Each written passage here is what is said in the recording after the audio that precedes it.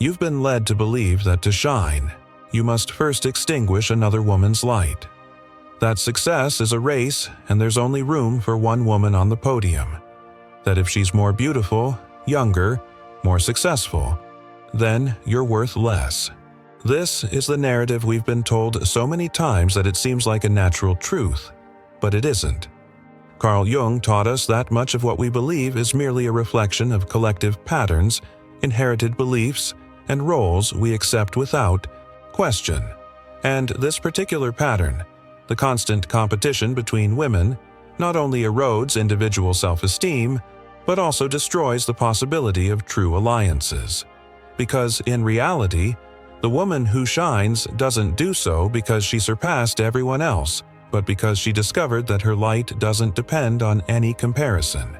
She's the woman who understands that supporting doesn't take anything away from her, but rather multiplies what she already is. She doesn't compete. And yet, she's magnetic. There's something about her way of being in the world that radiates confidence, calm, and an attraction that's hard to explain. It's not a conscious strategy. It's a state of mind. And the most powerful thing is that this magnetic aura isn't born from an effort to impress, but from a silent renunciation. The renunciation of constantly measuring herself against other women. The moment she stops competing, something in her energy transforms. The tension disappears. The need to prove herself dissolves, and what remains is a presence that attracts without seeking it. But how does a woman reach that state? What must she abandon within herself to leave the competition behind? And why does this change not only improve her relationships, but completely redefine the way others perceive her? That is the journey we are going to take. Female competition is as old as the social structures that fostered it. It didn't arise because women are naturally rivals, but because for centuries they were taught that there were limited resources available to them. Few opportunities, few spaces for recognition, few places to be seen and valued. In that context, competition was not only justified, it seemed inevitable. From a young age, the message comes disguised as a game. Who is the prettiest in class? Who gets the most attention? Who is the teacher's favorite? Later, it's about who wins the most desirable boy, who gets the most prestigious job, who has the most enviable lifestyle. What seems innocent is actually silent training for living in constant comparison. The media has reinforced this pattern. Movies, TV series, and advertising have created a narrative where two women cannot coexist as equals. There is always a protagonist and an antagonist. The good and the bad, the popular and the invisible. This script is repeated so often that it becomes embedded in the collective unconscious. Jung would call it a cultural archetype, a figure that isn't real, but that influences the way people perceive themselves and others. In everyday life, this normalization of competition translates into microaggressions and unnecessary distance, a compliment that's actually a veiled comparison, a glance that scrutinizes someone from top to bottom, a seemingly innocent phrase that sows insecurity. These moments are so common that many women no longer recognize them as part of a larger problem. The digital age has intensified this phenomenon. Social media offers an endless showcase where comparison never ceases. Edited photographs, showcased achievements, happy moments selected with surgical precision to project a perfect life. We no longer compete only with friends, colleagues, or neighbors, but with millions of women who, seemingly, have something missing in their own lives. Jung would warn that this environment fuels the comparative ego and strengthens the illusion of lack. The emotional consequences are profound. Insecurity grows like an underground root, stealing energy and clarity. Sabotage between women becomes almost invisible, operating through gossip, veiled criticism, or the inability to celebrate others' achievements without feeling like they're losing something of their own. And perhaps, most seriously, authenticity is eroded. Women begin to mold themselves not according to their inner truth, but according to what they believe will allow them to win in this silent game. In Jungian language, this means disconnecting from the self, the truest core of being. A disconnection that pushes us to live out of fear, masks, and constant comparisons with others. And as long as this root isn't exposed, competition will continue to operate as an automatic reflex, depriving women of powerful alliances and energy that could be invested in mutual growth. The most painful thing is that this invisible problem not only separates women from each other, it also separates them from themselves. And to understand why this happens, we must descend to a deeper level, the place where projections, the shadow, and the lack of individuation live, which Carl Jung considered the true root of this pattern. Carl Jung taught that what we reject or do not accept about ourselves does not disappear. It hides in the unconscious, forming what he called the shadow. For many women, that shadow is filled with insecurities that aren't innate, but learned, beliefs about their worth, their appearance, their ability to be loved or respected. When these insecurities go unacknowledged, they seek an escape route, and they find it in projection. Projection is an unconscious mechanism in which we attribute to others what we don't want to see in ourselves. Thus, a woman who fears not being attractive enough may automatically feel repulsed by another more striking woman. A woman who doubts her intelligence may minimize the achievements of someone who surpasses her in knowledge. What bothers us outside is, in reality, an unintegrated part inside. The lack of individuation, the process Jung described as the journey to discover one's true self, exacerbates this pattern. Without individuation, identity is constructed from external expectations, social masks, and constant comparisons. Women live by how they are perceived, and every time another person enters the scene with something they don't have, their sense of worth is shaken. Imagine this scene. You walk into an event feeling confident until you see a woman who embodies what you think you lack: overwhelming confidence, impeccable style, and a natural attention from those around her. Suddenly, your confidence shrinks. Nothing has really changed except the image you've projected onto her, your shadow, reflecting back at you from another body. Jung would say that as long as this projection continues to occur without awareness, competition will be inevitable.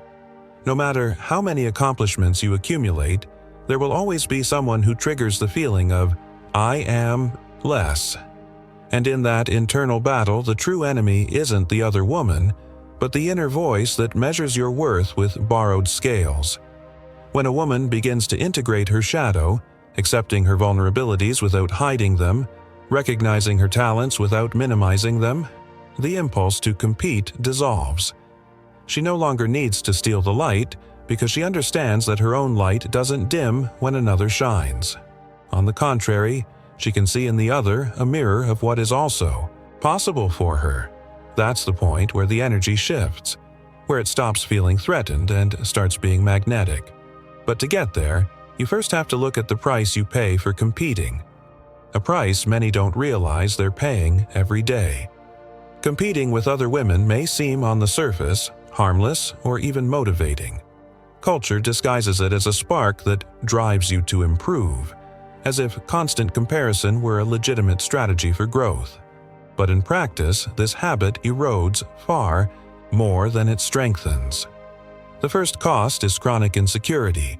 When your self-worth is tied to being above someone else, you'll never achieve peace. There will always be someone younger, more experienced, more recognized, or simply different in a way that resonates with what you think you're missing. This means living on unstable ground, where your self-esteem rises and falls depending on who's in the room. The second price is sabotage between women. Jung would explain that when the shadow isn't integrated, the ego seeks to reassert itself by weakening the other. This translates into veiled criticism, fragile alliances that break down in the face of another's success, or the inability to genuinely celebrate achievements. It's a vicious cycle. The more insecure you feel, the more you try to diminish others' worth. And the more you do this, the further you distance yourself from authentic relationships. The third price is the loss of authenticity in a competitive environment. Decisions. Stop being based on what you really want and start revolving around what you think will make you win. This distorts the direction of your life, leading you to adopt styles, goals, or behaviors that don't reflect your true self. In Jungian terms, it's living from the person, the social mask, instead of the self, the authentic core of being. And there is a fourth price, less obvious but equally destructive. The erosion of vital energy. Competing consumes an immense amount of emotional and mental resources. Constantly comparing, evaluating, and playing in arenas of internal rivalry creates invisible fatigue. That energy, which could be invested in creativity, collaboration, or personal development, is dissipated in a silent war that is never won. The result is a paradox. The more you try to outdo others, the further you become from yourself.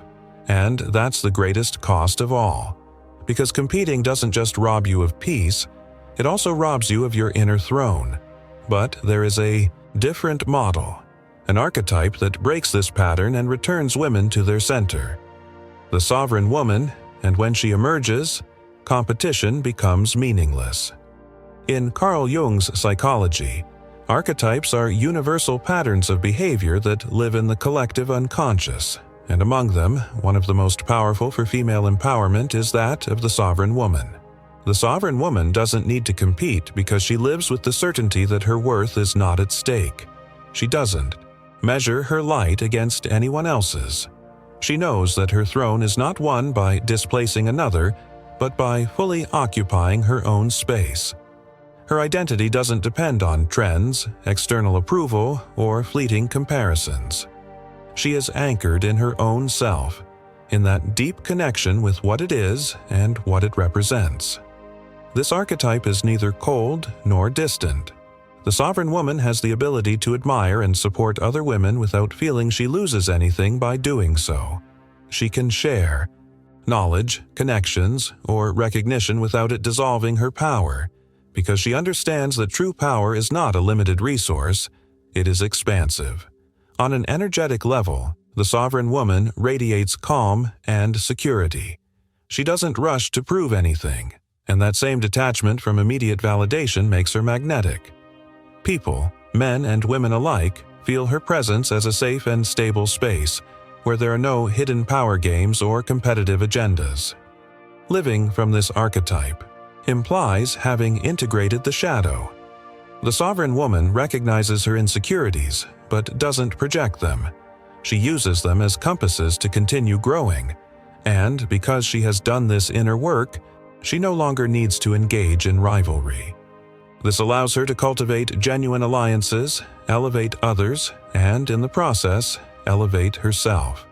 But the most fascinating thing is that this inner transformation doesn't remain locked inside her. It seeps outward, altering how they perceive her and how they respond to her presence.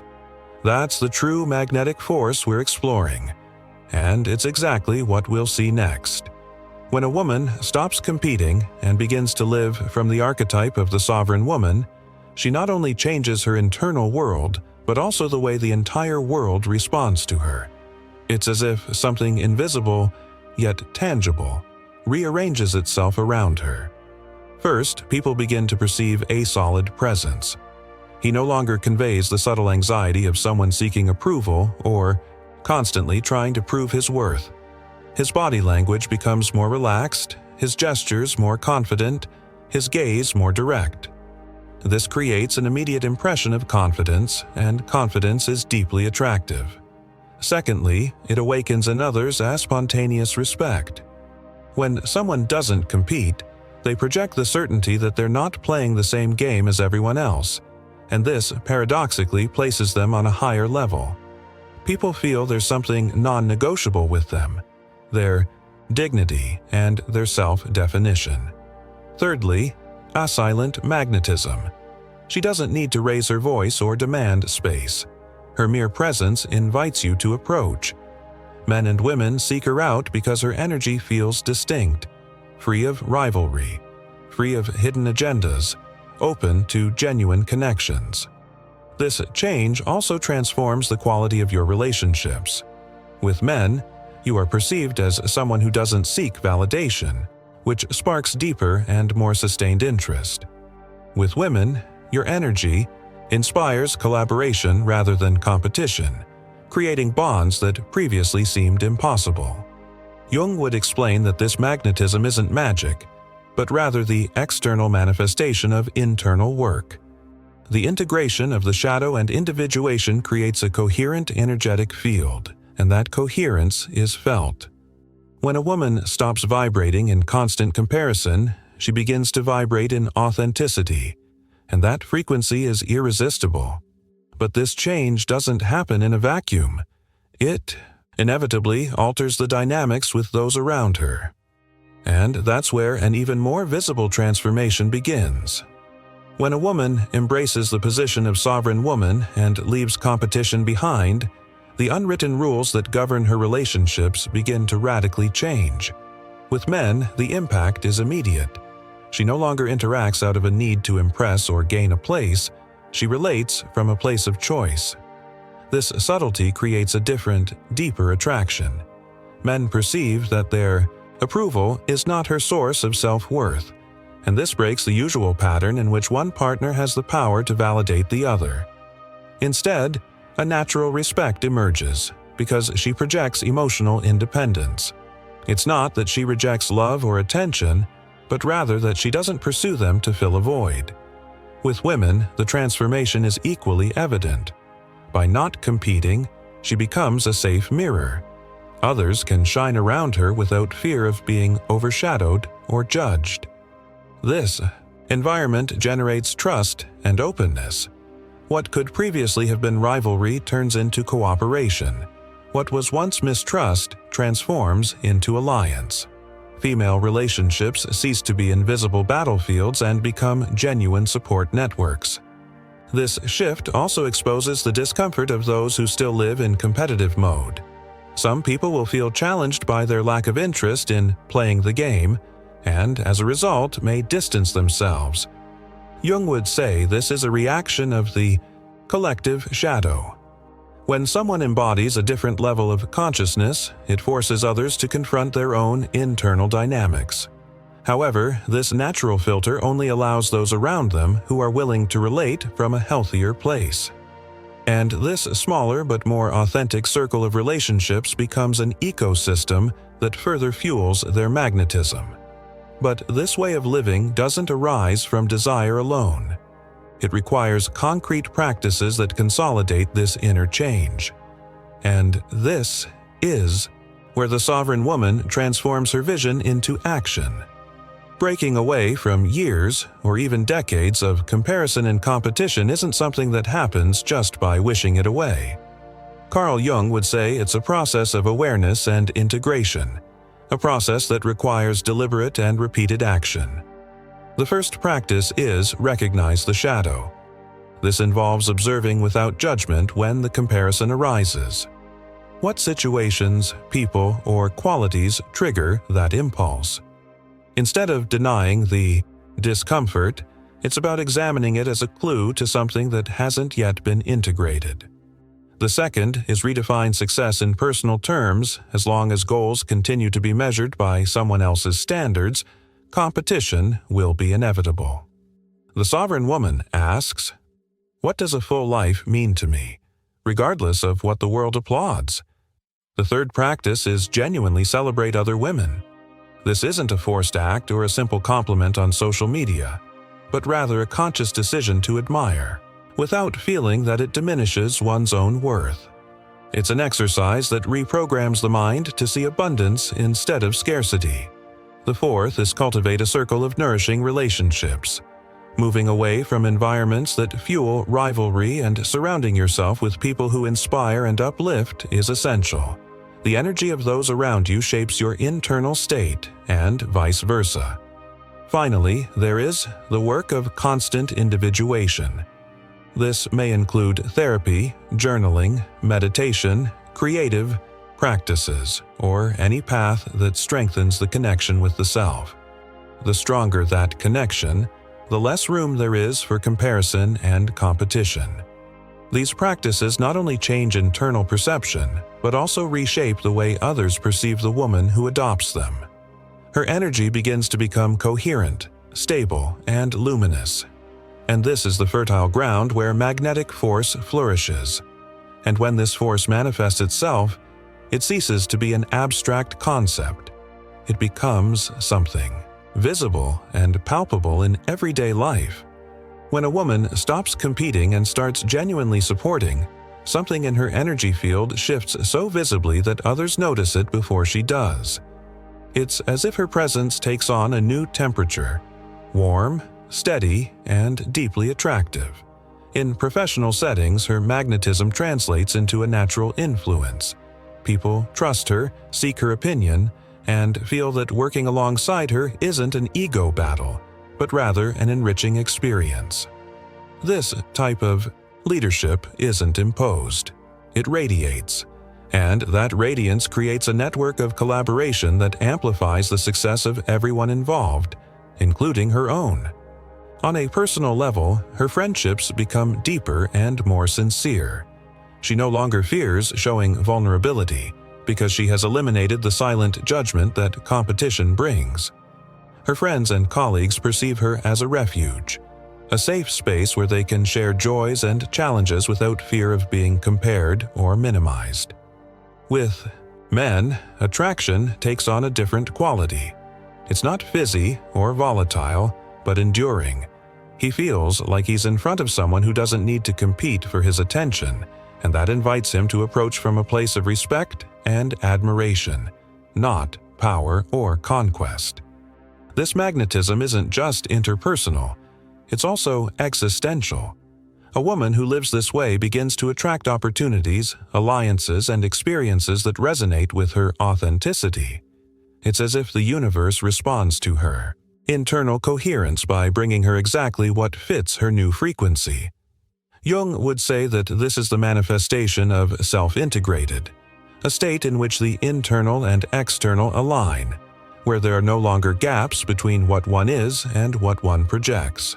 And from there, your life is no longer dictated by scarcity but flows in abundance. But even with all this magnetism, the story doesn't end there, because the true meaning of this journey lies not only in what attracts her, but in what she is able to build from this new way of being in the world. A woman's journey from competing to supporting isn't simply a shift in attitude, it's a transformation of identity. In Jungian terms, it's the shift from living from the shadow in the person, those masks and projections that make us act out of fear or lack, to live from the self, the authentic and sovereign core of being. The woman who embodies this change no longer measures her worth by the brilliance of others, but by the coherence between what she feels, thinks, and does. Her throne is not built on the rubble of others, but on the firm foundations of her own self-knowledge. This allows her to reign in her life without needing to dominate anyone. Competition dissolves because she understands something essential. Another woman's light doesn't extinguish her own, and her light doesn't need to be dimmed to exist. From this perspective, support isn't an isolated altruistic gesture, but a way of life that multiplies her own abundance. In this state, connections become purer, achievements more meaningful, and inner peace more constant. And its magnetic force ceases to be a mystery. It is the natural resonance of someone who has made peace with all their parts and has chosen to share their throne rather than defend it. Because a woman who doesn't compete is no less of a warrior, she's wiser. And in a world that still teaches competition, that wisdom is the invisible crown that distinguishes her.